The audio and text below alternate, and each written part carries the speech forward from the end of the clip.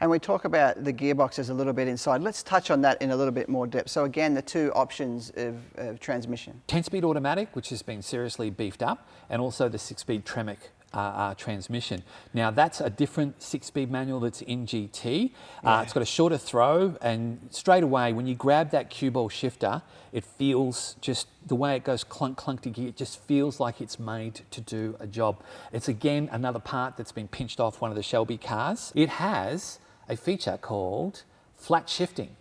Now, what is flat shifting, Rick?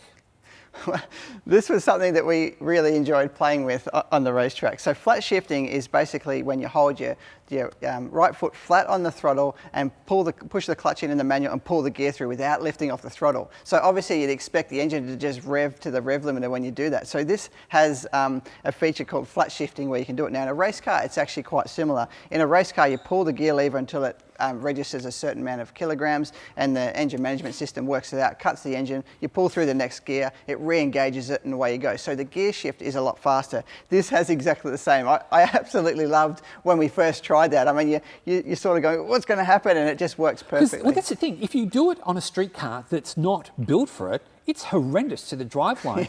But this is what we keep talking about how this car has been engineered to be a track day weapon. Now, on the subject of the flat shifting, it engages in the track modes more than 50% throttle and above 5,000 RPM, just banging through the gears. And it was so cool to watch you demonstrate it, mate. It was absolutely amazing. And trust in the system, and it works. Again, it's the first time that I've ever done that in a road car or anything other than a supercar, and I absolutely loved it. But the other thing it does, both in both the automatic, or I should say in the manual, is the RPM matching on the way down. Yeah, rev matching. Rev matching on the way down. Now, so let's take a bit of a deep dive into that. The rev matching, as you go down through the gears. Now, what would you, say, hammering into a corner in your racing car, what would you normally be doing? Panic.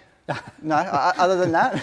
Humility, how good is this guy? Is the heel and toe skill, if you like. So that's where you've got brake pressure stopping the car, and as you go down the gears, you're having to, with your heel, hit the throttle, or the side of your foot, hit the throttle to get the revs up. So you're doing two things with your right foot at once. Exactly, and what's really challenging in that time is to maintain consistent brake pressure as you do it and get the right amount of throttle to match the gears. So that is a really difficult thing to get right. So I've been a professional race car driver for 20 years, and you're constantly working on getting that right. This does it for you. And it's so much fun, particularly with that exhaust system, because it revs the engine for you to match the engine speed to the road speed going down through the box.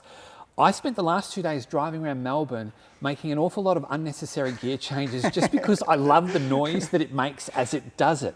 Absolutely fantastic feature in the car. So flat shifting going up through the gears, rev matching going down through the gears. Track weapon. Absolutely. And so what that allows you to do when you're in the car is just focus on stopping the car. You get your brake marker, you apply the brakes, go down the gears, it sorts all that problem out for you, and you're ready to turn into the corner. So that's a really cool thing. And I've got to say, the job that it does to do that correctly is amazing. I don't know how it does it, but you just focus on those key elements and not worry about the heel and toe, and away you go.